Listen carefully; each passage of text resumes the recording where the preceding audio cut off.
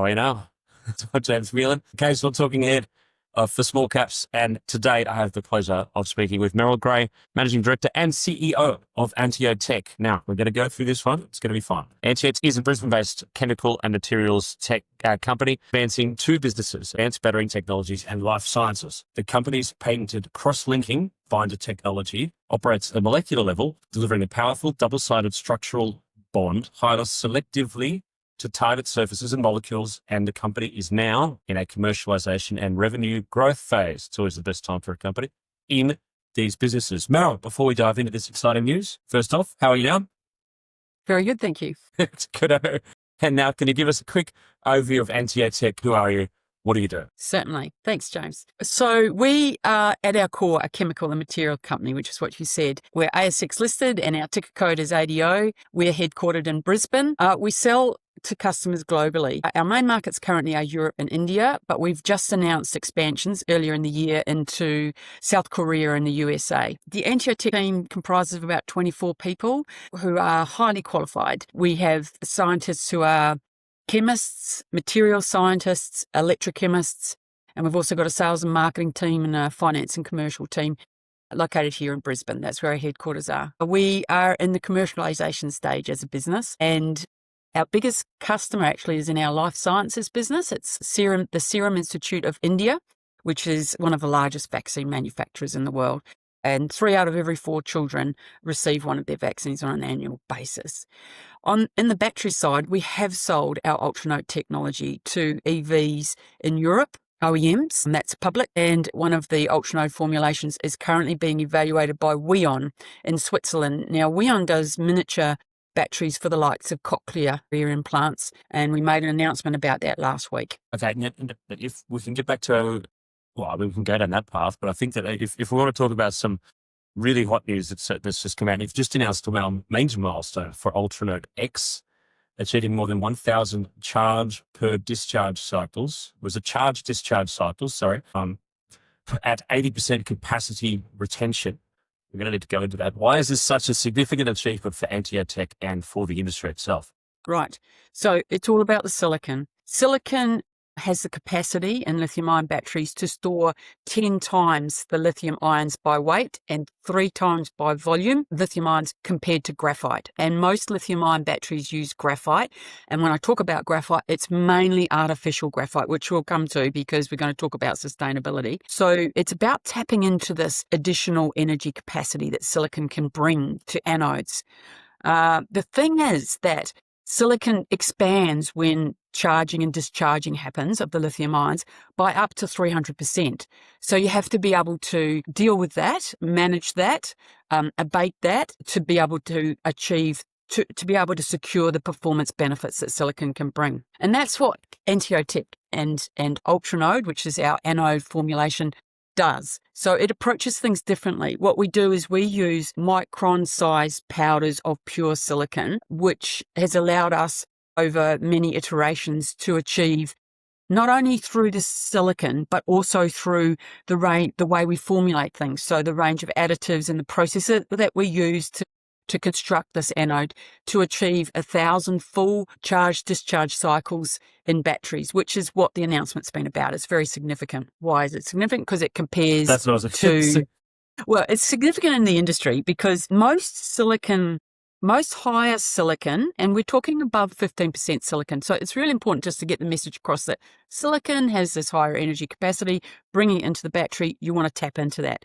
Now, most of the high silicon content inputs into anodes come from a silicon carbon composite in the world. And so there's the likes of Group 14, Sila.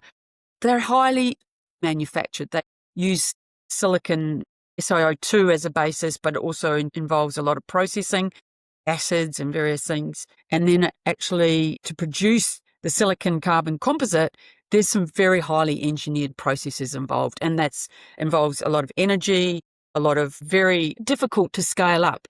Sometimes it involves the growing of crystals. It's very, very complicated. So what we've got is a very simple micron-sized particle silicon, which you produce from the likes of sand, just very high heat, and then you micronize that. It's a very, we would say, a reasonably simplified process, which is very easy to commercially scale up. And that's what makes it different for us. We can get much higher levels of silicon in there. And we can it's also using raw materials that are very easy to scale up. I was about to ask you about that now. With regards to the supply chain, how does Ultranode X differ from other high silicon anode technologies currently on the market? Yeah. So again, from a production perspective, before it goes into anode, which I've covered, and then also obviously from the complexity of the high silicon materials, typically silicon carbon composites, really we're talking about a factor of 5 times. They're a factor of 5 times, and we can get into the nitty-gritty detail of that, and we have more on our website. We're just putting a website page for Ultranode up, and we're happy to answer any questions that come through. But really, we're talking about a fifth the cost because of access to this material, and it's available globally. We've sourced materials from Europe, Asia, and the USA in our testing, and they're much, much cheaper to access. Okay. And so you've highlighted that this milestone needs, also, as I said, more information on the website too. And I do encourage people to go and have a look at that. When you get into the minutiae of this sort of area, it's a lot different from I've got a hole in the ground and it's filled with a certain amount of lead or zinc. This is actually some pretty specific stuff. And if you want to get to know it, you need to. I think that we're all going to have to become in some way more au fait with the way that these things work. So yeah, please do yourself a favor and go and check out the website, or reach out to Meryl. I'm sure we'll be more than happy to help out these levels, which is great. You highlighted this milestone, Meryl, which meets a key benchmark for electronic vehicle and for VTOL. So VTOL, vertical takeoff and landing, which I know is a field which is taking off. Thank you. And in those applications, so for the EV engine and for the vertical takeoff and landing in the electric fields, what does that mean for Anteotech's positioning in those markets? That 1,000 cycle at 80% capacity benchmark, is it should you pop in the champagne on this one, McGrossons? Yeah, it's a really critical figure for being in the market and being taken seriously in the market. So we have worked with EVs, that's been public OEMs, and that's in Europe in particular. And we've recently moved into South Korea, where we're working with a distributor, and conversations are getting up and running there, and the US. So it's essentially about that high power, high performance, as well as high cycle capacity. And that's what's really needed for the types of batteries and applications we're talking about. So, and also in terms of EVs, there's a very high level of cost sensitivity around the design of these. I'd say to you, they're looking to achieve the highest performance at the lowest cost. And as per my answer on the previous question, we've really taken that on board with the way we're doing things, with using the lowest cost inputs around pure silicon, micronized pure silicon, as opposed to highly engineered and actually much harder to scale up processes. So it's taken a while for us to get there. We've made announcements as we've progressed, working with EV companies, taking on board all of the learnings. We've got a very highly skilled team, and we actually are working towards getting to 1,500. So there you go. They're putting it out there that's where we think we can get to. And this is just a really great step on the way. And I do have to really congratulate the team for all the hard work that's gone in. Yeah, lots of performance that wants to underline there, and I suppose that more performance, higher performance can be necessary as you need to lift more and more things with the VTOL area. Now, supply chain independence seems to be a big part of our strategy, which it should be a big part of everyone's strategy, and I think that not enough people really have it at the front row center. They hope for the best with regards to supply chain, especially in this era of, say, just knee-jerk reactions with regards to tariffs and shutting people off, and but not to go into that. Can you explain, Meryl, how Ultranode X addresses the global sourcing challenges and trade restrictions currently in front of us? Yeah. Well, you've highlighted the growing geopolitical tensions that we all have to be aware of in terms of where we're going. So, yeah, China owns and produces the majority of the artificial graphite. As I said, that's really 80% of what goes into batteries. And they own that really. More than like 95% of artificial graphite is manufactured in China or used in batteries that are going out worldwide, that are being distributed worldwide. But we're all across what happened in October, where there were announcements from China around high performance batteries, not just the materials, not just the fully integrated battery assemblies, but also to manufacture high performance batteries. And that's what we are basically saying. The materials and the formulations are here and available for use globally.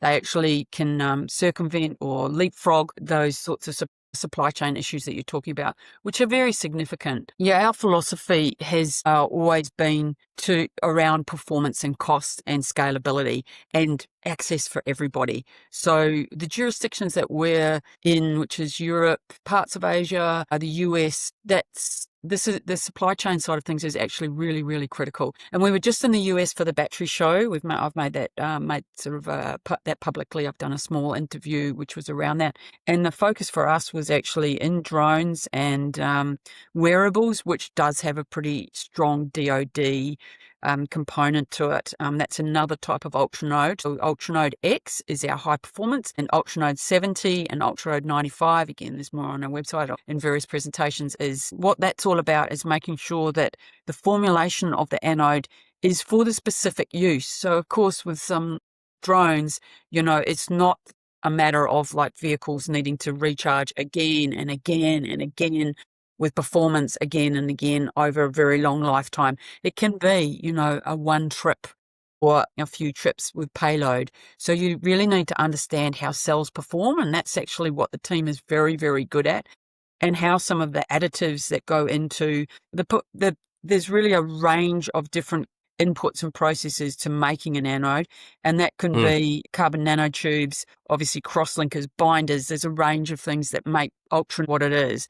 And because this comes back to we're a chemical company, and we understand how to manipulate our platform, our chemical platform, which is very special, which is a crosslinker and we've been working on that for decades. We bring to the table something that a lot of companies just don't have. We've come at it from the chemicals and the combined materials process. As I said, chemists, material scientists, and electrochemists are what make this work. Okay, well, that's something definitely going to. And you did mention some of those numbers as well. Just go to the website, find out what it's all about. Now, in this day and age, sustainability is one of the main things we've got to talk about, or at least keep an eye on that way. What are the benefits with regards to sustainability to using micron-sized technology, silicon, compared to engineered composites? Yep, great. We've already talked about most of our competitors, if you like, in the silicon carbon composite side of things. They use at its core silane gas. Now, silane gas is highly toxic, highly flammable. It's produced using silicon, yes, but it involves acid, temperature, a whole range of processes. So by working in micronised silicon, which really is produced at high temperature using silicon footprint down, we can use polycrystalline silicon as well. That's from a recycling perspective. We've been working on that as well. So recycling of solar panels, that polycrystalline silicon is used in solar panels. So of course, solar panels have a lot to them in terms of the electrical connections, but the raw material that goes into those panels is polycrystalline silicon, and it can be recycled and purified. So we've got a significant jump, if you like, on the sustainability and the carbon footprint side of things. Well, that's obviously important as we move forward, and more of the importance around this particular technology becomes, as it becomes bigger and more scalable, like you say. So the more sustainable, the better. Okay, thank you very much for joining us here on Small Caps. Meryl Gray, Managing Director and CEO of Anteotech.